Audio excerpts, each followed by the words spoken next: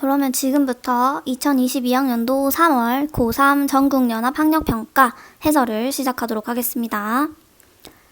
전반적으로 재작년이랑 작년이랑 비슷하게 그렇게 어렵게 나온 것 같지는 않았습니다.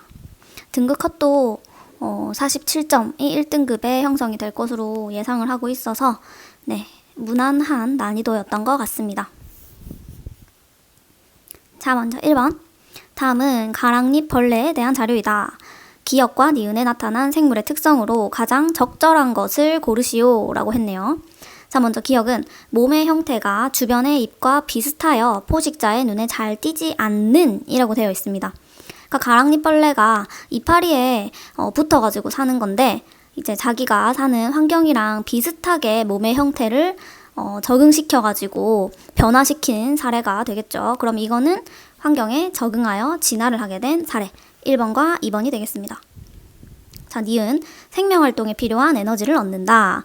자, 생명활동에 필요한 에너지. 자, 생물체에서 에너지는 ATP에 해당하죠. 자, ATP를 만드는 과정은 세포호흡으로 이화작용의 예시가 되겠죠. 그러면은 물질대사가 정답이 되겠네요. 답은 2번입니다. 자, 그 다음에 2번. 다음은 어떤 과학자가 수행한 탐구이다. 귀납적과 연역적이 있었죠. 자, 지금 이 실험 과정을 보면은 아스피린이 사람의 세포에서 통증을 유발하는 물질 X의 생성을 억제할 것으로 생각하였다. 그리고 사람에서 얻은 세포를 둘로 나누고 둘 중에 하나의 아스피린을 처리하였다. 그래서 지금 여기는 실험에 대한 내용이 나오고 있고 먼저 생각한 거랑 결론이 일치를 했네요.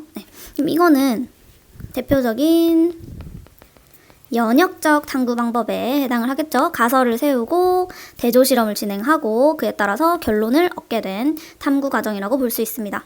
자, 이에 대한 옳은 설명만을 보기에서 있는 대로 고른 것은 자, 기역, 대조 실험이 수행되었다. 자, 나와 나를 보면은 대조 실험이 수행된 걸 알 수가 있죠. 기역과 니은으로 나누고 둘 중에 하나에만 아스피린을 처리하였다라고 되어 있죠. 그럼 아스피린을 처리하지 않은 세포가 대조군, 아스피린을 처리한 세포가 실험군이 되겠죠. 자, 니은 아스피린 처리 여부는 종속 변인이다. 아스피린을 하나에는 넣고 하나는 넣지 않았잖아요. 그러면은 지금 변화를 준 거는 아스피린의 처리 여부란 말이죠. 근데 이거는 종속 변인이 아니라 조작 변인에 해당하게 되겠죠. 자, 조작 변인은 선생님이 원인이라고 생각을 하라고 했어요. 그러면 원인이 있으면 그에 따라서 나오는 결과가 있겠죠. 자, 이게 바로 종속 변인이다. 자, 그럼 여기에서 종속 변인은 뭐가 될까요?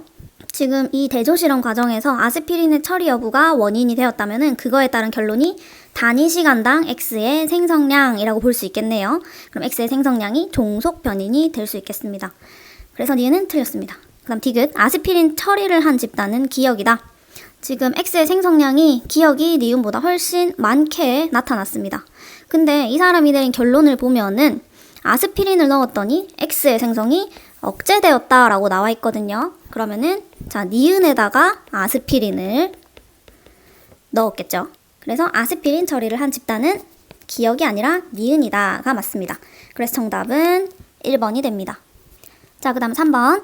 그림은 사람에서 일어나는 물질대사 과정, 기역과 니은을 나타낸 것이다. 이에 대한 옳은 설명만을 보기에서 있는 대로 고른 것은 이라고 했는데 지금 여기 보면은 아미노산과 단백질이 나와 있습니다. 자, 아미노산은 단백질의 단위체죠. 그래서 여기는 지금 화학결합으로 연결된 게 아니라 다 떨어져 있으니까 저분자 물질. 자, 요 단백질은 화학결합으로 이렇게 다 연결이 되어 있죠. 그래서 얘는 고분자 물질이 되겠죠. 그러면은 저분자에서 고분자가 되는 기역 과정은 단백질 합성 과정으로 동화작용에 해당할 거고 고분자에서 저분자로 화학결합이 끊어지면서 만들어지는 니은은 이화작용이 되겠죠. 자, 동화작용은 여러분 일반적으로 에너지를 어떻게 하나요? 자, 이 화학결합 하나하나에 에너지가 저장된다라고 봐야 되기 때문에 에너지를 흡수하게 되겠죠. 자, 반대로 이화작용은 여기 에너지가 저장되어 있던 화학결합이 끊어지면서 단위체가 만들어지는 거기 때문에 에너지가 방출된다라고 보면 되겠죠. 자, 기역에서 동화작용이 일어난다. 기역 동화작용 맞습니다. 니은에서 에너지가 방출된다. 이화작용은 에너지 방출 맞습니다. 니은에 효소가 관여한다. 자, 여러분 물질대사의 키워드 하면 나와야 될 게 효소죠. 그쵸? 자, 효소는 기역과 니은, 동화, 이화작용 둘 다 관여를 하게 됩니다. 그러면 답은 5번이 되겠네요. 자, 그 다음 4번. 표가는 사람의 기관이 가질 수 있는 세 가지 특징을 나는 가의 특징 중 심장과 기관 A, B가 갖는 특징의 개수를 나타낸 것이다. A와 B는 각각 방광과 소장 중 하나이다 라고 했습니다. 자, 이런 식으로 문제가 나온다. 보통 3단원에서 많이 나오죠. 그러면 가장 먼저 해야 될 게 이 특징에 속하는 게 무엇인지를 먼저 적는 거예요. 자, 그럼 한번 적어볼게요. 오줌을 저장한다. 이건 방광의 특징이죠. 자, 두 번째, 순환계에 속한다. 그럼 이거는 심장의 특징이겠죠. 자율신경과 연결된다. 자, 여러분, 이거는 심장, 방광, 소장 세 가지 다 해당하는 특징입니다. 자율신경은 몸에 있는 내장의 움직임을 조절을 하죠. 자, 그러면은 요거랑 연결 지어가지고 말초신경계 구분이 여기 나오는 자율 그리고 체성으로 구분이 되죠. 자, 쌤이 수업 시간에도 얘기했듯이 자율신경이 연결된 거는 내장근을 조절하는 거, 그 다음 체성신경이 연결된 거는 뼈에 붙은 골격근을 조종하는 거라고 했습니다. 자, 특징의 개수, 심장은 일단 여러분 여기 두 군데에 속해 있죠. 그래서 기억은 2. 자, 그 다음 또 두 개에 속하는 게 여기 봤더니 방광이 또 두 개에 들어가 있죠. 그래서 A가 방광이 될 거고, 그리고 여기 한 군데만 속한 소장, 얘가 B가 되겠네요. 자, 이에 대한 옳은 설명만을 보기 위해서 있는 대로 고른 것은 기억은 1이다. 2죠? 틀렸습니다. A는 방광이다. 맞고, B에서 아미노산이 흡수된다. 자, 소장에서 아미노산이 흡수된다. 맞죠? 이거 2단원에서 배웠죠? 소장에 있는 융털, 모세혈관을 통해서 아미노산이 흡수되어서 심장으로 이동을 했습니다. 자, 그럼 답은 4번이 되겠네요. 그 다음 5번. 자, 표는 사람에게서 발병하는 세 가지 질병의 특징을 나타낸 것이다. 결핵, 페닐케톤요증, 에이즈 3개가 있는데, 자, 얘는 두 번째에 있는 페닐케톤요증은 비감염성 질병으로 유전병에 해당을 하고, 결핵과 후천성 면역결핍증은 감염성 질병으로 병원체가 존재했죠. 자, 결핵의 병원체는 세균이었고요. 에이즈의 병원체는 바이러스였습니다. 그래서 세균이니까 치료에 항생제가 사용된다라는 특징이 있겠죠. 자, 이에 대한 옳은 설명만을 보기 위해서 있는 대로 고른 것은 결핵은 세균성 질병이다. 맞습니다. 유전병이라는 가에 해당한다. 자, 페닐케톤요증 대표적으로 유전자 이상 유전병에 해당했죠. 그러면은 요것도 맞고, 자, 디귿 병원체는 사람 면역 결핍 바이러스이다. 자, 에이즈의 병원체는 HIV이다. 유명한 사실이죠. 그리고 얘는 나에 해당한다. 일단 맞습니다. 자, 그럼 여기서 더 나아가서 에이즈의 병원체가 HIV인 건 알겠어. 자, 근데 모든 바이러스는 숙주세포가 필요하죠. HIV의 숙주세포가 누구다? 요거까지도 기억을 해야 되죠. 맞습니다. 특이적 면역 시작을 담당하는 보조T 림프구입니다. 그래서 면역체계가 무너지기 때문에 에이즈가 굉장히 위험한 질병이다 라고 했었죠. 그래서 답은 5번이고, 요거는 꼭 기억을 하고 있어야 됩니다. 자, 그럼 다음 6번. 자, 유전 파트 첫 번째로 나오는 문제입니다. 그렇게 어렵지는 않았어요. 자, 그림은 서로 다른 종인 동물 A와 B. 일단 동물의 종류가 두 가지가 나오는데, 얘네들 EN일 때 염색체 개수가 8개, 6개로 달라요. 자, 세포가 하나다 각각에 들어있는 모든 염색체를 나타낸 것이다. 모든 걸 다 나타냈대요. 자, A와 B의 성염색체는 암컷이 XX, 수컷이 XY이다. 일단 성염색체는 여자는 똑같은 거 두 개, 남자는 크기가 다른 상동염색체로 관찰이 되겠네요. 자, 그럼 먼저 일단 요렇게 세포 그림이 나와 있다. 가장 먼저 해야 될 거는 그쵸, 핵상을 찾는 일입니다. 자, 모든 걸 나타냈다 했으니까 쉽게 찾을 수 있겠네요. 여기는 염색체가 하나, 둘, 셋, 넷, 4개가 있고, 그 다음에 상동염색체가 들어있지 않죠. 그래서 얘는 N은 4가 되겠습니다. 자, 나는 자, 짝지을 수 있네요. 상동염색체가 들어있습니다. 얘는 2N이고 염색체 개수는 6. 자, 다는 자, 일단 여기 짝지을 수 없어요. 일단 N입니다. 염색체 개수 4. 이렇게 되겠죠?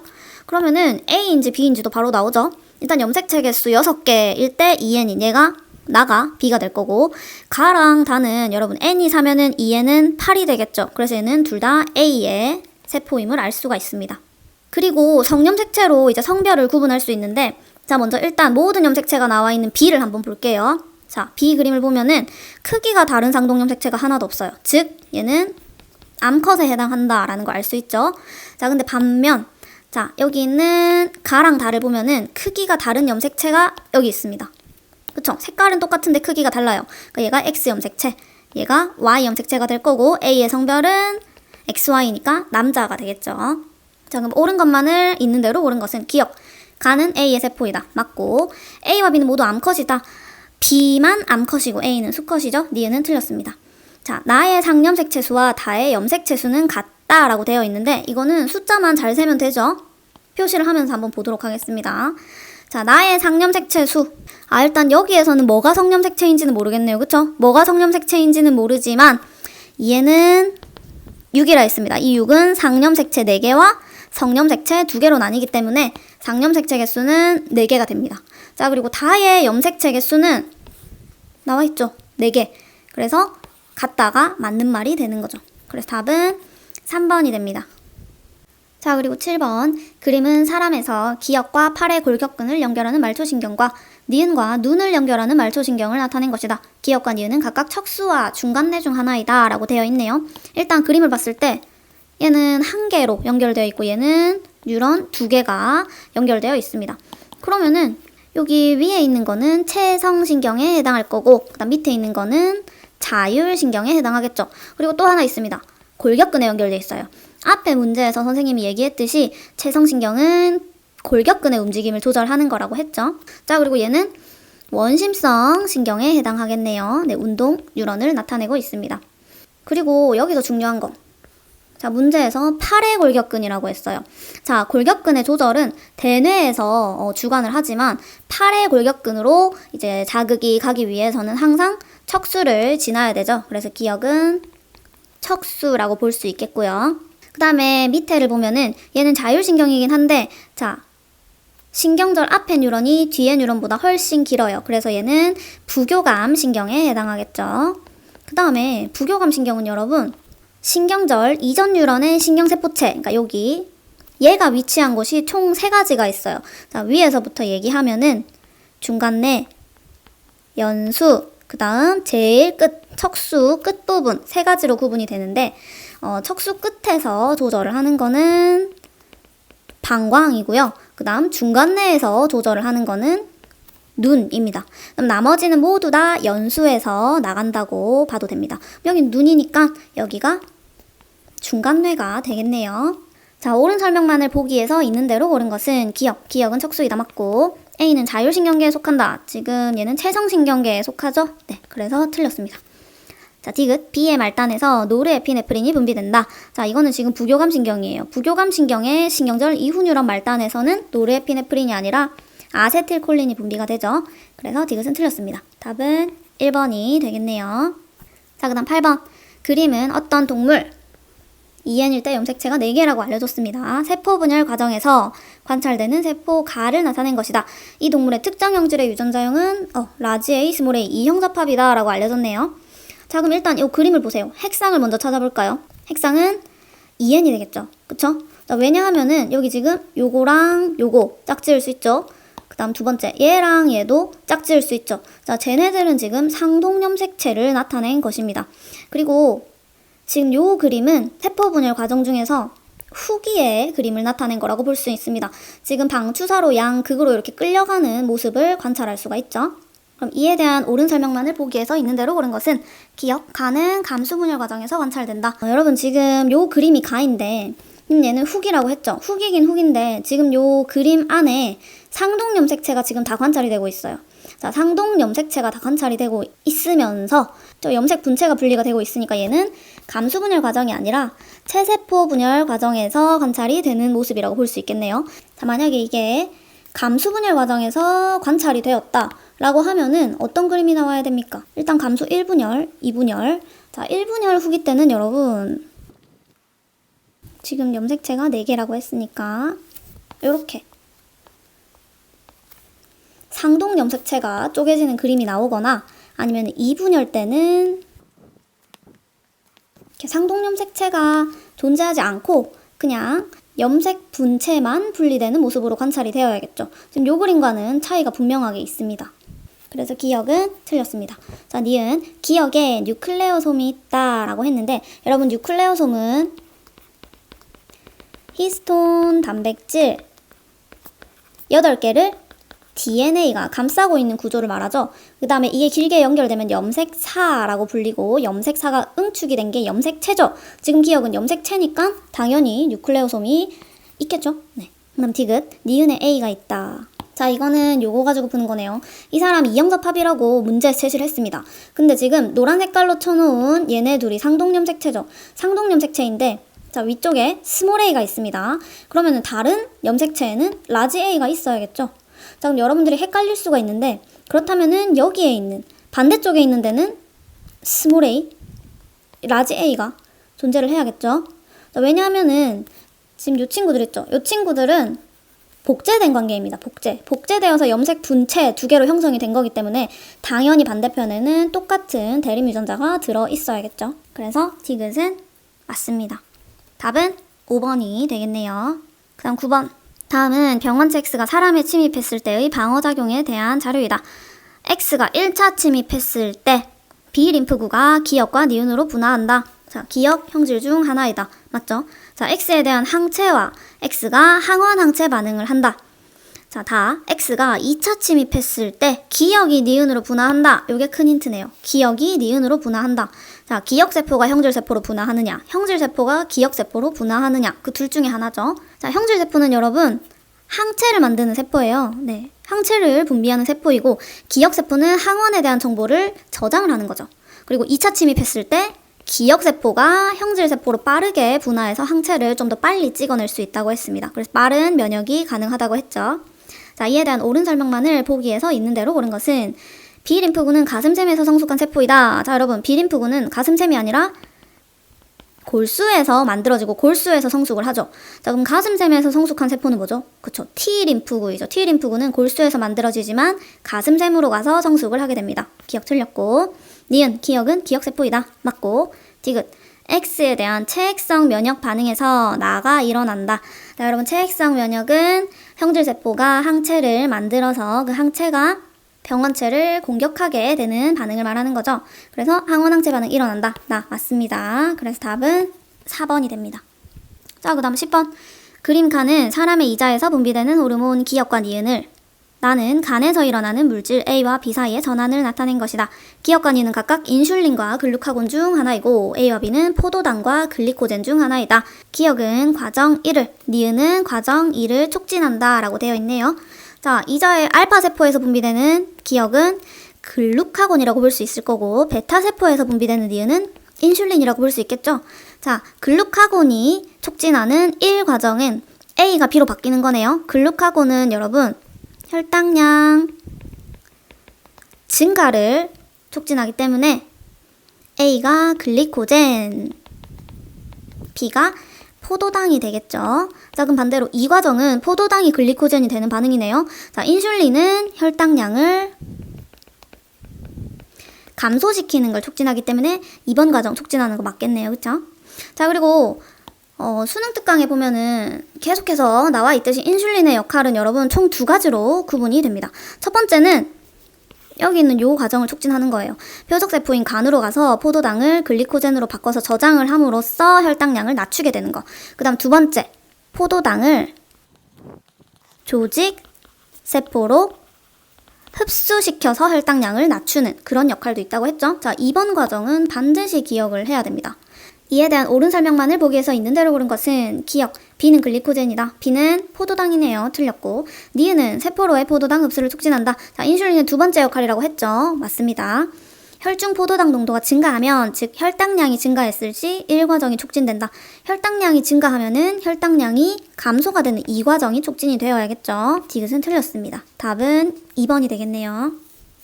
자, 그리고 11번. 다음은 밑마리집 신경 A와 B의 흥분 전도에 대한 자료이다. 자, 그림은 A와 B의 지점 D1, D3의 위치를, 표는 A와 B의 D1에 자극을 주었을 때 경과된 시간이 1, 2, 3일 때 A의 D2에서 여기에서의 막전이를 나타낸 것이다.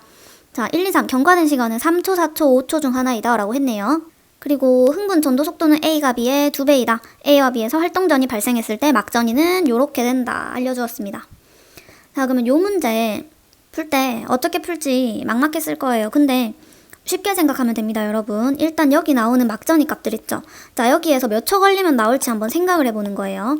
자, 여기 나오는 경과된 시간에 포함되는 거는 그 지점까지 이동하는 데 걸리는 시간, 자극을 준 지점부터 측정을 한 지점까지 이동하는 데 걸리는 시간, 그리고 도착하고 나서 탈분극이 시작되고 막전이가 바뀌는데 소모된 시간이 들어간다고 했습니다. 그럼 그걸 기준으로 여기 적어보면은 막전이 값이 마이너스 80이 되려면 3초가 걸리죠. 그럼 얘는 이동하는데 땡 플러스 3이 되겠네요. 그쵸? 그 다음 2번은 막전이 값이 플러스 30이니까 얘는 이동하는데 땡 플러스 2가 될 거고, 자 3번은 마이너스 70, 마이너스 70은 이동하는데 땡 플러스 4가 되겠죠. 자, 여기 있는 선생님 땡이라고 했던 거는 다 똑같아야 돼요. 왜냐? 자극을 준 지점 D1에서 여기 측정하는 지점이 D2라고 했죠.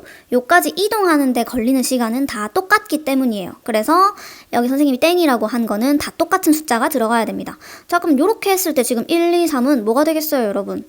차례대로 3초, 4초, 5초가 될 거고, 이동하는데 걸리는 시간은 전부 1초가 되겠네요. 그쵸?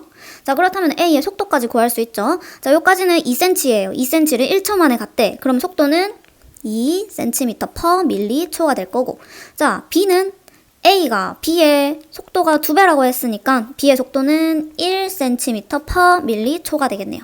자, 이에 대한 옳은 설명만을 보기에서 있는 대로 고른 것은 기억. 3은 4초이다. 3은 5초이다. 틀렸고, B의 흥분 전도 속도는 1cm/m초이다. 맞고, 기억이 5초. 경과된 시간이 5초일 때 B의 D3래요. 여기. 그럼 봅시다. 경과된 시간이 5초래. 근데 여기에서 여기까지 이동하는데 걸리는 시간이 있겠죠? 자, 4cm입니다. 근데 B는 1초에 1cm를 가요. 그럼 4cm는 4초 만에 갈 수 있겠죠? 그럼 막전 이변에 걸린 시간은 1초가 되겠네요. 자, 1초일 때를 올려봤더니 마이너스 60 탈분극 맞습니다. 그래서 답은 4번이 되겠죠. 자, 12번. 그림은 어떤 식물 개체군의 시간에 따른 개체수를 나타낸 것이다. 이에 대한 옳은 설명만을 보기에서 있는 대로 고른 것은, 자, 지금 이거는 S자형 곡선 나타내주고 있습니다. 이거는 실제 생장 곡선을 나타내고 있는 거죠. 자, 그러면은 이론상 생장 곡선은 뭡니까? 그쵸? 이렇게 쭉 올라가면은 요거 J자형, 요게 이론상 생장 곡선에 해당을 하게 되겠죠. 자, 기억. 환경저항은 T1일 때가 T2일 때보다 크다. 자, 여러분, 환경저항은 선생님이 뭐에 비례한다? 그쵸? 개체수에 비례한다. T1이랑 T2랑 개체수는 T2일 때가 훨씬 크죠? 그래서 T1일 때가 T2일 때보다 작다라고 해야 맞습니다. 구간 1에서 개체군 밀도는 시간에 따라 증가한다. 자, 여러분, 개체군 밀도는 뭐분의 뭐였죠? 면적분의 개체수였습니다. 근데 여기 보면은 조건으로 단, 이입과 입줄은 없으면 서식지 면적은 일정하다. 자, 니은 풀라고 이 조건을 줬나 보네요. 면적이 일정하대요. 안 변해. 근데 개체수는 1에서 보면은 점점점 증가하고 있죠. 그러면은 전체 밀도의 값도 증가하는 게 맞겠네요. 자, 디귿. 환경 수용력은 100보다 크다. 아, 이거는 읽으면 되죠. 환경 수용력은 여기 일정해지는 순간 요때 개체수를 말하는데 100보다 크네요. 그쵸? 그래서 답은 4번이 됩니다. 자, 13번. 표는 사람의 호르몬, 기억, 니은, 디귿을 분비하는 기관을 나타낸 것이다. 그럼 내분비샘이랑 호르몬을 연결짓기만 하면 되겠네요. 자, 부신에서 분비되는 거 티록신, 에피네프린, 항인 호르몬 중에, 그쵸? 에피네프린이 되겠죠? 그리고 부신, 속질에서 분비가 되는 거죠. 자, 갑상샘은 티록신이 분비되고, 뇌하수체에서는 항인 호르몬이 분비되는데 얘는 후엽에서 분비가 되죠. 자, 옳은 것만을 있는 대로 옳은 것은 기억. 기억은 에피네프린이다. 맞고, 니은의 분비는, 티록신의 분비는 음성 피드백에 의해 조절된다. 맞죠? 유명하죠? 자, 시상 하부에서 뇌하수체에 전엽 자극하는 TRH가 나오고, 그 다음 뇌하수체 전엽에서 갑상샘을 자극하는 TSH가 나오면은 갑상샘에서 티록신이 분비가 되는 거고, 티록신이 너무 많이 나온다. 그러면 앞의 과정을 억제하는 음성 피드백으로 이제 양을 조절한다고 했습니다. 그래서 니은은 맞습니다. 디귿. 땀을 많이 흘리면 항인 호르몬의 분비가 억제된다. 자, 여러분, 땀을 많이 흘린다. 내 몸속에 물이 바깥으로 많이 빠져나가요. 그러면은 혈장 삼투압이 어떻게 됩니까? 올라가게 되겠죠. 그쵸? 그러면은 항인 호르몬의 분비는 어떻게 됩니까? 혈장 삼투압 올라가면은 따라서 올라가게 되겠죠. 물이 계속 나가니까 물을 채워줘야 돼요. 그래서 오줌으로 나가는 물을 일부 끌어오게 됩니다. 디귿은 틀렸다. 답은 3번이 되겠네요. 14번. 사람의 유전 형질 칸은 대립 유전자 라지 A와 스몰 A에 의해 결정된다. 그림은 어떤 남자의 G1기 세포 1로부터 정자 형성 과정, 감수 분열 과정을 나타낸 거고, 표는 세포 기억 니은 D극과 4에서 라지 A와 스몰 A의 DNA 상대량을 더한 값을 나타내주고 있습니다. 기억 니은 D극은 1, 2, 3 중 하나이다. 자, 일단 1, 2, 3, 4에 올 수 있는 숫자 암기했던 거 먼저 적어볼게요. 자, 1은 0 또는 1 또는 2가 올 수 있고, 여기는 복제가 되니까 2는 0 또는 2 또는 4가 올 수 있고, 자, 상동염색체가 분리되니까 3은 0 또는 2, 그 다음 염색 분체가 분리되니까 4는 0 또는 1이 올 수 있다고 했습니다. 그럼 이 사람이 A에 대한 유전자형은 뭔지는 몰라요. 근데 지금 표를 분석해보면은 1, 0, 2라는 숫자가 나왔단 말이죠. 근데 여러분, 빠르게 한번 생각을 해보면은, 만약에 이 A에 대한 유전자가 상염색체 위에 있다 그러면은 동형접합 아니면은 이형접합이에요. 그쵸? 여기 이렇게 쫙 이렇게 순서대로 내려간다고 쳐도 0이라는 숫자가 과연 나올 수 있을까? 자, 라지 A와 스몰 A 각각을 지금 한 것도 아니고 더한 값을 구하라고 했는데 0이라는 숫자, 만약에 상염색체에 있으면은 절대 나올 수가 없습니다. 그래서 여기서 판단을 빠르게 해야겠죠. 자, 얘는 성염색체 위에 존재하는 유전자이다. 그래서 0이라는 숫자가 나올 수도 있다. 자, 왜냐하면 남자는 성염색체 조합이 XY이기 때문에, 자, 감수 1분열이 지난 이후부터는 X 또는 Y 하나씩만 들어갈 수 있습니다. 그래서 0이라는 숫자가 나올 수가 있는 거죠. X염색체 위에 있든 Y염색체 위에 있든 또는 라지 A를 가지든 스몰 A를 가지든 상관없습니다. 한번 적어서 풀이를 해보도록 할게요.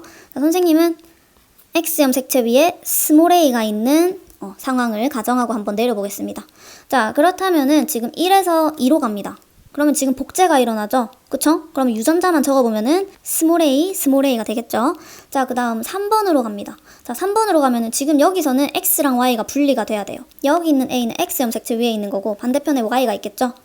자, 그래서 한쪽으로 X, 한쪽으로 Y가 들어가는데, 일단 0이라는 숫자가 니은, 그러니까 요 니은이란 세포가 1, 2, 3 중에 들어있어야 해요. 근데 1과 2에는 0이 절대 나올 수가 없죠. 그래서 빠르게 3번이 니은이구나 판단을 하고 이쪽에는 Y가 내려갔다. 그리고 이쪽에 반대편에 X가 내려갔다. 이렇게 판단을 해야겠죠. 자, 그러면 여기 4번은 쪼개지니까 각각 이렇게 A가 나눠서 들어가게 될 겁니다. 나왔네요. 니은이 3번. 1번이 기억이고 복제가 돼서 2배가 된 디귿이 2번이 될 거고요. 그 다음 4번은 DNA 상대량 1이 되겠죠. 하나 가지고 있으니까. 자, 옳은 설명만을 보기에서 있는 대로 고른 것은 기억, 니은은 3이다. 맞고, A는 1이다. 맞고, 가의 유전자는 상염색체에 있다. 성염색체에 있다가 맞는 말이 되겠죠. 그래서 답은 3번이 됩니다. 그래서 어떻게 보면은 지금 이 문제는 요 보기로 약간 힌트를 준 거죠. 얘가 상에 있다고 당연하게 생각하지 말고 성에 있는 것도 너희가 한번 생각을 해봐라. 이렇게 힌트를 줬다고 볼 수 있겠네요.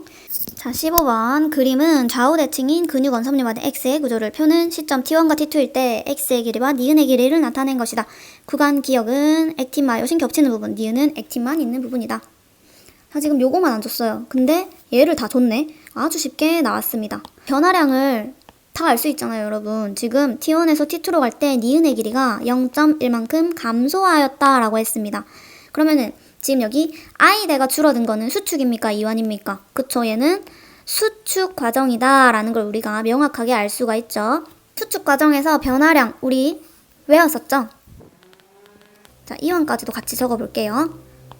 근육 원섬유 마디, 그 다음 여기 있는 거 기준으로 하면은 I대 니은, 그 다음 겹쳐진 부분 기억, 그 다음 H대, 이렇게 세 가지를 우리가 암기를 했었습니다. 자, 수축일 때 X가 2X만큼 줄어든다 라고 생각하면은 I대는 지금 양쪽에 두 개가 있기 때문에 반띵을 해줘야 되죠. 니은은 반만 지칭하는 거니까. 그래서 X만큼 줄어든다. 합하면 2X가 줄어드는 게 맞겠죠. 자, 그 다음 기억. 얘도 역시 두 개가 있어요. 근데 기억은 반띵을 해서 해야 되니까 플러스 X가 되겠죠. 겹친 부분은 수축을 하게 되면 점점 증가하게 되죠. 그 다음 H대. H대는 여러분 이거 그냥 통째로 해요. 그러면은 똑같이 2x만큼 줄어든다 라고 생각을 하면 되겠죠. 얘는 반띵만 한 게 아닙니다. 자, 이와는 반대로 플러스 2x 플러스 x 마이너스 x 플러스 2x 이렇게 생각을 하면 되겠죠. 근데 지금 이 문제는 수축이니까 요거 기준으로 생각을 한번 해봅시다. 자, x가 2x만큼 줄어든다. 자, 근데 니은은 마이너스 x만큼 줄어들고 기억은 플러스 x만큼 증가해야 돼요. 근데 지금 니은 마이너스 0.1 이게 마이너스 x죠. 근데 x의 길이는 마이너스 2x만큼 줄어들어야 돼. 그럼 얘는 0.2만큼 줄어들어야겠죠. 그럼 t1일 때 x의 길이는 2.6이 돼야겠네요. 자, 기억은 h 대 1부이다. h 대 1부 아니죠? a 대 1부라고 해야 맞습니다. 틀렸고 t1일 때 a 대의 길이는 1.6이다. 자, 여러분 a 대는 지금 요 그림에서 요거를 나타내는 거예요. 마이오신 필라멘트의 길이. 근데 계산하기가 아주 쉽습니다. 요 두 값으로 바로 알 수가 있어요. 전체 길이에서 양쪽에 니은 두 개를 빼면은 가운데 있는 A대의 길이가 나오죠. 그러면은 T1을 기준으로 하면은 2.6 빼기 2 니은이니까 1.0이 되겠죠. 그러면은 1.6 나오네요. 자, 근데 T2일 대로 계산을 해도 1.6으로 똑같이 나옵니다. 왜? A대는 수축과 이완 과정에서 절대 변하지 않으니까. 맞죠? 그래서 니은 맞고 디귿 기역의 길이와 니은의 길이를 더한 값은 t1일 때와 t2일 때가 같다. 그러면은 선생님 기역도 알아야 되는데요 라고 생각을 할 수가 있습니다. 그치만 이것도 여러분 너무 쉽게 준 거예요. 지금 보시면은 표시를 한번 해줄게요. 기역의 길이와 니은의 길이를 더한 값이래. 요 길이죠. 자, 여러분 저 길이 지금 뭘 나타내고 있습니까? 자, 지금 이 선 뭐예요? 요 선? 그쵸, 이거는 액틴 필라멘트의 길이를 그냥 나타낸 거예요. 액틴 필라멘트. 양쪽에 지금 두 개가 있지만 지금 반띵만 나타낸 거예요. 근데 여러분 아까 A대 마이오신 길이 수축과 이완해서 안 변한다고 했죠. 액틴도 마찬가지입니다. 그래서 수축을 하든 이완을 하든 얘는 절대 변하지가 않습니다. 그래서 디귿은 맞는 말이 되겠죠. 그래서 답은 4번이 됩니다. 자, 16번. 다음은 사람의 유전질 가에 대한 자료이다. 가는 서로 다른 상염색체에 있는 두 쌍의 대립유전자 D와 E에 의해 결정된다. 그리고 얘는 대문자 어쩌고 표현형 다르다 나와 있네요. 그럼 요걸 봤을 때 다인자 유전형질이구나 라는 거 알 수가 있죠. 그럼 기억 일단 맞고 들어갑니다. 자, 그러면 남자 P의 체세포와 여자 Q의 체세포. 자, 체세포는 EN이죠. 염색체 다 들어와 있는 거예요. 자, 기억은 라지 E와 스몰 E 중 하나이다. P와 Q 사이에서 A가 태어날 때 A가 유전자형이 라지 D 스몰 D, 라지 스몰인 사람과 표현형이 같을 확률, 즉 대문자가 두 개일 확률이 4분의 1이래요. 그러면은 이거는 여러분 고민을 할 필요가 없어요. 한번 넣어가지고 직접 해보면 되죠. 그쵸? 자, P는 라지 D 스몰 D, 그 다음 라지 E, 그 다음 Q는 라지 D, 그 다음 스몰 E 이렇게 되어 있죠. 근데 얘가 대문자 두 개 태어날 확률. 자, 근데 여기 나와 있는 거 기억은 라지 E 아니면 스몰 E 둘 다 똑같아요. 그러면은 라지 E인 경우 그리고 스몰 E인 경우를 각각 한번 구해서 4분의 1이 나오는지를 확인을 한번 해보도록 합시다. 자, 대문자가 두 개 나올 확률 이거는 조합으로 계산을 하면 쉽게 알 수가 있죠. 자, 라지 D 스몰 D 두 개 중에 하나가 선택되니까 경우의 수 두 가지. 라지 E 얘는 경우의 수가 한 가지죠. 뭘 뽑든 라지 E가 뽑힙니다. 자, 라지 D 마찬가지로 한 가지. 스몰이 라지 E 얘는 경우의 수 두 가지. 자, 그러면은 정자와 난자 조합의 가지수가 두 개로 총 4개가 됩니다. 그쵸? 2 곱하기 2는 4니까. 자, 그럼 이 네 가지 경우 중에서 대문자 두 개 뽑힐 확률을 계산을 하면 되죠. 근데 여러분 잘 보세요. 지금 이 사람은 라지, 그 다음 라지 D를 들고 있어요. 어찌됐든 이 부모는 아빠 쪽에서 대문자 한 개, 엄마 쪽에서 대문자 한 개를 무조건 받거든요. 그쵸? 그러면 이미 두 개는 뽑힌 거나 마찬가지예요. 그럼 남은 대문자, 여기 있는 라지 D, 여기 있는 라지 E 둘 중에서 대문자가 안 뽑힐 확률을 계산을 하면 되겠죠. 그쵸? 자, 그 다음 두 번째 경우 여기도 똑같습니다. 경우의 수 두 개, 한 개가 되겠네요. 그럼 얘네들은 4 곱하기 1 해서 얘도 역시 분모가 4입니다. 자, 그 다음 분자. 자, 두 개가 뽑힐 확률을 계산을 해야 되는데 여기도 지금 동형접합이 있네요. 그쵸? 그러면은 엄마 쪽에서 대문자 한 개는 무조건 달고 오는 거예요. 그럼 아빠 쪽에 있는 대문자 라지 D, 라지 E 이 두 개 중에 한 개가 뽑힐 확률을 계산을 하면 되죠. 얘는 4분의 1, 얘는 4분의 2니까 2분의 1이 되겠네요. 그러면은 위에 있는 요 경우가 정답이 되겠죠. 그래서 기억은 라지 E임을 알 수가 있습니다. 자, 있는 대로 고른 것은 기억은 일단 맞고 니은 기억은 라지 E이다. 맞습니다. 디귿 A의 가의 표현형이 P와 같을 확률. 자, P는 여러분 대문자가 3개예요. 그럼 대문자 3개가 뽑힐 확률을 계산을 하면 되겠죠. 자, 분모는 똑같이 4입니다. 자, 그리고 마찬가지로 대문자 2개는 무조건 줄 수밖에 없어요. 그럼 남은 거 대문자 2개 중에서 한 개가 뽑혀서 3개를 맞출 확률을 계산을 하면 되겠죠. 얘는 4분의 2니까 2분의 1이 돼야 맞겠죠. 그래서 디귿은 틀렸습니다. 답은 3번이 되겠네요.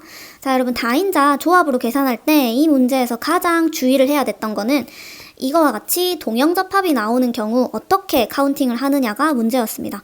자, 동형접합이 있다면은 이미 그거는 대문자를 줬다고 생각하고 나머지를 가지고 조합으로 계산을 하셔야 됩니다. 주의해서 풀어야 됩니다. 자, 그 다음 17번. 다음은 어떤 집안의 유전형질 가와 나에 대한 자료이다. 자, 가는 대립유전자 H, 나는 T에 의해 결정이 되고, 지금 이건 단일 인자 유전이면서 각각 완전 우성이 있네요. 그쵸? 자, 그 다음 가와 나 중 하나는 우성형질이고 하나는 열성이고, 가의 유전자와 나의 유전자 중 하나는 상염색체에 있고 하나는 X염색체 위에 있다. 가계도는 1, 8액에서 발현 여부를 나타낸 것이다. 지금 이렇게 하나의 가계도에 두 가지 형질을 섞어가지고 표시를 해놨죠. 그러면은 빠르게 두 개를 그려가지고 분석을 하면 됩니다. 자, 왼쪽은 가에 대한 거, 오른쪽은 나에 대한 거를 분석을 해볼게요. 근데 지금 이 가계도를 보면서 열성인지 우성인지 또는 상염색체에 있는지 성염색체에 있는지를 찾아야 되는데 지금 여기 드러난 걸로만 봐서는 어떤 게 우성이고 어떤 게 열성인지 가계도상에서 바로 드러나는 거는 보이지 않아요. 그쵸? 자, 그럼 여기에서 조금 머리를 굴려서 생각을 해봅니다. 자, 우리가 가계도를 풀 때 생각하는 조건 중에 하나를 한번 떠올려 봅시다.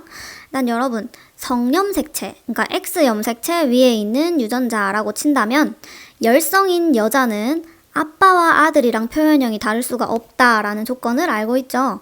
열성인 여자는 아빠한테서 열성 유전자를 받기 때문에 아빠는 무조건 열성이어야 하고, 열성인 여자는 아들한테 열성 유전자만을 줄 수 있기 때문에 아들 역시 열성으로 태어나야 합니다. 그렇다면은 아빠와 딸 그리고 엄마와 아들 관계에서 표현형이 다른 거를 한번 찾아보면 되겠죠. 선생님 눈에는 바로바로 이렇게 두 개가 눈에 띕니다. 자, 일단 가계도에서 보면은 2번과 6번 엄마와 아들 그리고 4번과 8번 이것도 역시 엄마와 아들 관계인데 표현형이 둘 다 달라요. 그러니까 즉 이건 무슨 말이냐, 가는 정상이 열성이든 아니면 발현이 열성이든 간에 둘 다 그러니까 X염색체라면은 조건을 만족할 수가 없다라는 거죠. 그래서 저 두 개의 모자를 보고 얘는 상염색체 위에 있는 유전이다 라는 걸 쉽게 찾을 수가 있습니다. 그러면 얘가 가가 상이면은 나가 성이 되겠죠. 그쵸? 자, 그러면은 이제 성염색체 가계도에서 우성 열성을 먼저 찾아보도록 하겠습니다. 자, 그럼 방금 우리 생각했던 조건을 떠올려 봅니다. 자, 일단 X염색체 위에 있다. 그러면은 열성인 여자는 아빠와 아들과 표현형이 다를 수가 없다고 했죠. 네, 여기를 보세요. 4번, 8번을 보세요. 자, 그러면은 엄마가 지금 정상인데 아들이 발현으로 태어났어요. 그 말인즉슨 정상 표현형은 절대 열성이 될 수 없다 이 말이죠. 그러면은 정상이 우성인 걸로 드러납니다. 그러면 나가 발현되는 게 열성이 되겠죠. 그럼 여기 조건 중에 하나가 우성이고 하나는 열성 형질이라고 했죠. 그러면 나가 열성 형질이니까 가는 우성 형질이 되겠네요. 그쵸? 그럼 이렇게 각각 모든 거를 찾을 수가 있었습니다. 그럼 유전자형을 빠르게 한번 적어볼까요? 자, 일단 가 먼저. 자, 가는 상염색체 위에 있습니다. 그리고 정상이 열성이에요. 그럼 정상인 거 다 열성으로 표시를 한번 해봅시다. 전부 다 스몰 h 동형접합이겠죠? 자, 그럼 여기 있는 우성 표현형인 가가 발현된 1번은 라지 h 스몰 h, 그리고 6번 역시 라지 h 스몰 h, 그리고 4번 역시 라지 h 스몰 h로 우성으로 표현된 가족들은 유전자형이 모두 이형접합임을 알 수가 있겠네요. 자, 그 다음에 나를 한번 풀어보도록 합시다. 이거는 X염색체 위에 있고 그 다음 발현이 열성입니다. 그러면 발현이 열성인 것부터 적어볼까요? 자, 1번 스몰 t, y, X염색체는 생략하고 적도록 할게요. 그 다음 여성들은 모두 스몰 t로 동형이겠죠. 자, 그러면은 이 다음으로 해야 될 거는 우성인 남성 바로 적을 수 있죠. 그러면 6번은 라지 t, y가 될 겁니다. 그렇다면 2번은 라지 t, 스몰 t를 들고 있어야 되고 4번 역시 라지 t, 스몰 t를 들고 있어야겠죠. 자, 그럼 전부 다 분석을 했네요. 그럼 문제 바로 풀어보도록 하겠습니다. 자, 가는 우성형질이다. 가는 우성형질 맞네요. 자, 나의 유전자는 상염색체에 있다. 나의 유전자는 성염색체 위에 있습니다. 자, 그 다음 디귿. 6과 7 사이에서 아이가 태어날 때 이 아이에게서 가와 나가 모두 발현될 확률을 계산하세요 라고 했네요. 자, 그러면 가랑 나 각각 계산을 해봅시다. 6, 7 라지 h, 스몰 h 그리고 스몰 h, 스몰 h 사이에서 가가 발현되려면은 우성이어야 돼요. 그러면 라지 h, 스몰 h 맞겠죠? 이렇게 태어날 확률. 그 다음 나는 6번, 7번이 라지 t, y와 스몰 t예요. 여기에서 나가 발현되려면은 얘는 열성으로 태어나야 되니까 스몰 t y밖에 없겠네요. 이렇게 태어날 확률은 2분의 1로 곱하기를 하면은 4분의 1이 답이 되어야겠죠. 그래서 디귿은 틀렸습니다. 답은 1번이 됩니다. 자, 그래서 17번 가계도 문제 3점으로 나왔지만 그렇게까지 꼬아서 낸 문제는 아니에요. 연관이 들어가 있는 것도 아니고 비분리가 들어가 있는 것도 아니고. 그래서 이거는 자, 성념색체일 때 아빠와 딸 그리고 엄마와 아들 표현형이 열성인 경우에는 같으면 안 된다는 거, 요 조건을 생각을 해야만 빠르게 풀 수 있는 문제였습니다. 자, 그 다음 18번. 자, 보니까 18번 의외로 틀린 친구들이 많은 것 같더라고요. 조금 시간이 부족해가지고 정확하게 이거를 분석하지 않고 어림해가지고 풀다 보니까 오답률이 좀 높아졌던 것 같습니다. 같이 한번 풀어볼게요. 자, 다음은 어떤 지역에서 방영구를 이용해 식물군집을 조사한 자료이다. 면적이 같은 4개의 방영구 ABCD를 설치하여 조사한 질경이, 토끼풀, 강아지풀의 분포는 그림과 같으며 D에서의 분포는 나타내지 않았다. 이걸 찾아내야겠네요. 자, 토끼풀의 빈도는 4분의 3이다. 질경이의 밀도는 강아지풀의 밀도와 같고 토끼풀의 밀도의 2배이다. 중류치가 가장 큰 종은 질경이이다. 뭔가 조건은 굉장히 많이 준 것 같습니다. 그럼 같이 한번 풀어보도록 할게요.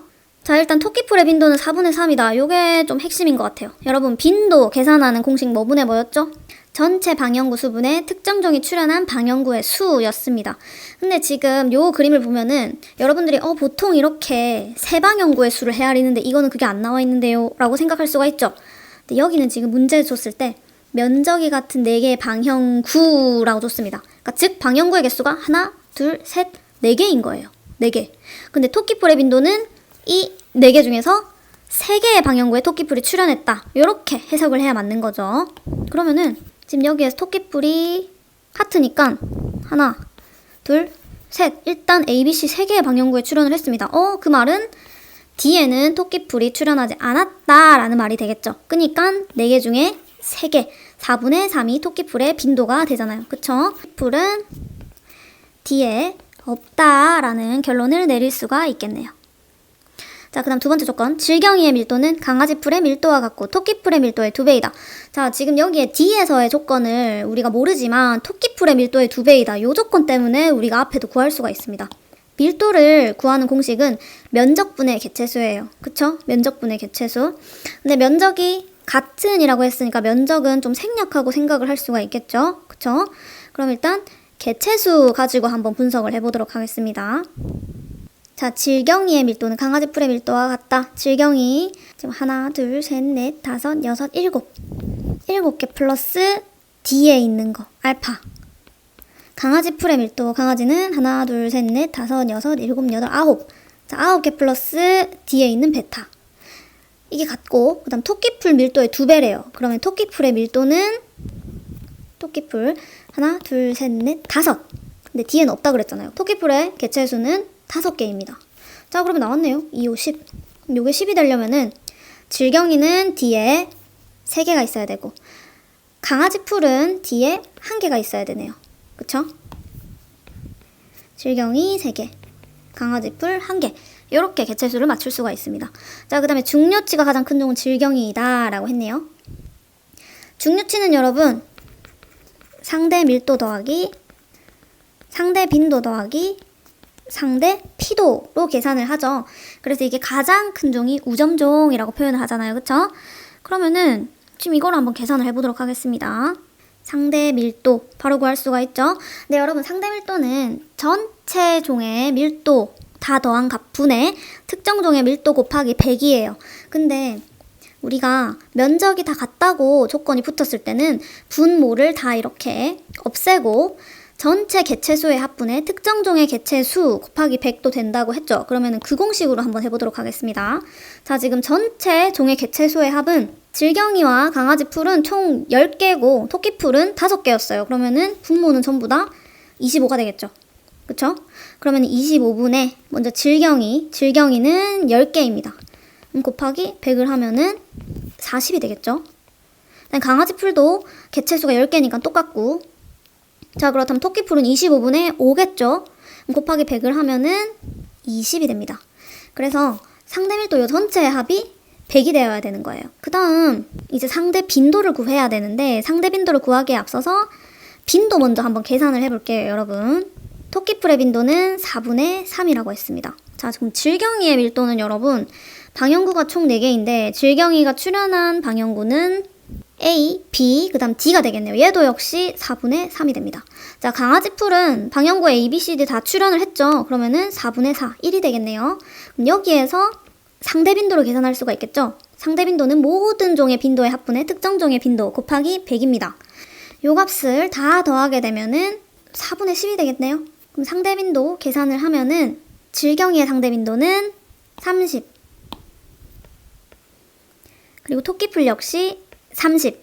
그럼 강아지풀은 40. 이렇게 계산이 되겠죠? 그래서 얘네들을 다 더하면 역시 100이 나와야 됩니다. 자, 그 다음에 상대 피도는 여러분 지금 구하기가 어려운 게 상대 피도는 구적에 대한 정보가 나와 있지 않기 때문에 일단 제껴두고 문제를 풀어보도록 하겠습니다. 기억. 뒤에 질경이가 있다. 있죠? 맞습니다. 토끼뿔의 상대 밀도는 20이다. 토끼뿔의 상대 밀도 20. 맞습니다. 상대 피도는 질경이가 강아지풀보다 크다라고 했는데 피도 방금 선생님이 계산 못한다 했잖아요. 근데 우리는 비교는 할 수가 있죠. 자, 마지막 조건에서 중요치가 가장 큰 종은 질경이다라는 조건을 줬어요. 근데 우리가 지금 상대 피도는 못 구했지만 상대 빈도랑 상대 밀도는 지금 구했죠. 자, 비교를 해보면은 강아지풀이랑 질경이 이렇게 비교를 해보면 되겠죠. 자, 일단 상대 밀도랑 상대 빈도를 더한 값은 질경이가 70입니다. 그 다음에 강아지풀은 80이에요. 그러니까 둘 다 70 플러스 알파, 80 플러스 알파인데 중요치가 가장 큰 게 질경이래요. 그러면 여러분 지금 여기 알파에 들어갈 게 상대 피도잖아요. 그럼 당연히 질경이의 상대 피도가 더 커야 전체 값이 커지겠죠. 그래서 디귿도 맞습니다. 답은 5번이 되겠네요.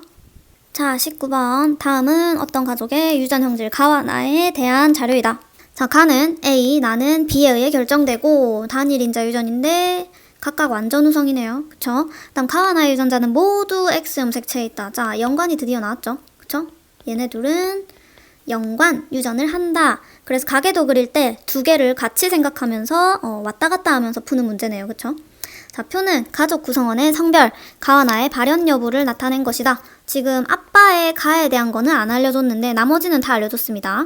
자, 성염색체 비분리가 1회 일어나 형성된 생식세포 기억과 정상 생식세포가 수정되어서 자녀 3이 태어났다. 자녀 3은 또 따로 생각을 해야겠네요. 그쵸? 그래서 일단 형질이 두 가지니까 또 지금 위에 그려놓은 것처럼 가계도를 두 개를 그려가지고 분석을 한번 해보도록 하겠습니다. 근데 일단 연관되어 있어가지고 가계도 한 개의 표시를 해도 좋지만 나에 대한 걸 분석하기 위해서 선생님은 이렇게 따로따로 그려가지고 한번 분석을 해보도록 할게요. 자, 먼저 가에 대해서 한번 분석을 해보도록 하겠습니다. 자, 아빠의 표현형은 모르지만 지금 우리는 여기 나와 있는 정보만으로도 가가 우성형질인지 열성형질인지를 찾을 수 있어요. 17번 풀었을 때 계속 했던 규칙 있죠. 뭐죠? 자, 열성형질인 경우에는 아빠와 딸, 그 다음 엄마와 아들은 표현형이 다를 수가 없다라는 조건이 있었죠. 근데 지금 엄마랑 자녀 2, 아들을 보세요. 엄마랑 아들의 표현형이 다르죠. 그렇다면 이 경우에는 절대로 정상은 열성형질이 될 수가 없다라는 말이 성립이 되겠죠. 정상이 우성이고 그 다음 가가 발현된 게 열성이다 라고 판단할 수 있겠죠. 자, 그럼 유전자형 바로 적을 수 있습니다. 자, 일단 자녀 1과 2는 정상으로 태어났기 때문에 있는 그대로 적어주시면 돼요. 자, 자녀 1은 스몰 a, 스몰 a. 그 다음 자녀 2는 스몰 a, y. X 염색체는 생략하고 적도록 하겠습니다. 그럼 엄마는 라지 a와 스몰 a가 되겠죠. 자, 그러면 우리는 아빠의 유전자형도 찾을 수가 있어요. 자녀 1을 보면은 여기 있는 스몰 a 하나는 엄마한테서 왔겠죠. 그럼 반대편에 있는 스몰 a는 아빠한테서 온 게 됩니다. 그래서 아빠는 스몰 a, y로 가가 발현된 사람이라고 우리는 찾을 수가 있습니다. A에 대한 건 찾았는데 지금 이제 나머지 B에 대한 거를 해결을 해야 돼요. 형질 나에 대한 걸 분석을 하는데 가만 보면은 나가 정상 형질 또는 열성 형질 두 가지 경우가 다 유전자형이 올바르게 적어집니다. 그래서 우리는 연관이다라는 조건을 이용해서 아닌 거를 한번 쳐내보도록 하겠습니다. 자, 일단 B에 대한 거 선생님이 먼저 다 적어놨어요. 자, 그럼 여기에 앞서 우리가 찾았던 A에 대한 거를 갖다 붙여서 위아래 왔다 갔다 하면서 맞는지 확인을 한번 해보도록 할게요. 자, 일단 자녀 1은 스몰 a, 스몰 a로 동형접합입니다. 그러면은 요렇게 위에 갖다가 적을 수 있겠죠? 그 다음 자녀 2는 스몰 a 하나를 가지고 있기 때문에 이렇게 적을 수가 있습니다. 자, 그리고 아빠는 스몰 a 하나 들고 있으니까 이렇게 적을 수가 있을 거고, 그럼 이제 엄마한테서 똑바로 내려왔는지만 확인하면 되겠죠. 자, 먼저 왼쪽에 있는 가계도부터 보도록 하겠습니다. 엄마는 스몰 b로 동형접합이에요, 일단. 근데 자녀 2를 보면은 엄마한테서 요게 이렇게 내려왔음을 알 수가 있죠. 그래서 한쪽에는 스몰 a, 스몰 b 연관인 염색체가 있을 거고요. 자, 그 다음 반대편은, 근데 엄마는 a에 대한 유전자형이 라지 a, 스몰 a죠. 그래서 반대쪽에는 라지 a, 스몰 b를 가진 염색체가 있다 라고 보여집니다. 그럼 여기에서는 크게 왔다 갔다 하면서 봐도 문제가 없어요. 자, 그럼 오른쪽에 있는 가계도 한번 보도록 할게요. 자, 마찬가지로 자, 엄마한테서 요 아들, 자녀 2로 스몰 a랑 라지 b가 연관된 게 내려갔을 겁니다. 그쵸? 그러면은 요 엄마는 A에 대한 유전자형이 라지 A, 스몰 A이므로 반대편에 라지 A, 스몰 B 연관된 염색체가 있겠죠. 근데 여기에서 지금 오류가 보이죠. 자녀 1은 스몰 A, 스몰 B를 2개 받았어요. 자, 아빠한테서 하나 내려온 건 문제가 없습니다. 근데 엄마한테는 스몰 A, 스몰 B에 대한 염색체가 없죠. 그래서 여기에서 모순이 생기게 됩니다. 그래서 즉 나에 대한 가계도는 왼쪽에 있는 정보가 올바르다고 볼 수 있겠네요. 자, 그럼 이제 자녀 3에 대한 것도 분석을 할 수가 있겠죠. 일단 이 자녀 3은 가에 대해서는 정상 표현형이 나타났고 나에 대해서는 발현 표현형이 나타났습니다. 그렇다면은 만들어지는 경우는 한 가지밖에 없네요. 자, 일단 아빠한테서 스몰 a, 라지 b, 그 다음에 y 요렇게를 한 번에 받고 그 다음 엄마한테서는 라지 a, 스몰 b 연관된 염색체를 받으면은 가는 정상으로 나타나고 그 다음 나는 발현이 되는 표현형이 나타날 수 있겠죠.